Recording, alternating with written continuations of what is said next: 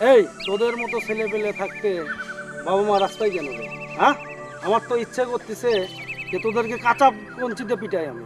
আচ্ছা ঠিক আছে, মানলাম আমার বাবা মা রাস্তাঘাটে ঘুরতেছিল, আপনার মায়া লাগছে তাই বাড়িতে নিয়ে এসেছিলেন। এখন আর কি করবেন, যেহেতু বাড়িতে নিয়ে আইছেন তাহলে এখন আপনারা জানগা।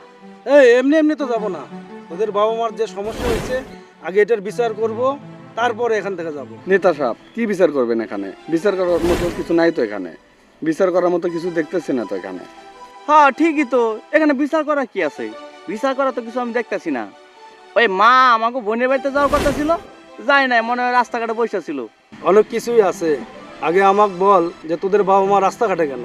ভাই ভাবি একটা কাম করো, আমার মনে হইতেছে কি নেতা সাহেব একবার সিদ্ধান্ত নিয়ে আইছে, ওই মা আর বাবারে আমার দুজনে গাড়ি দিয়ে দিব, কারণ আমাকে বোনেরে উনি বেশ বিরক্ত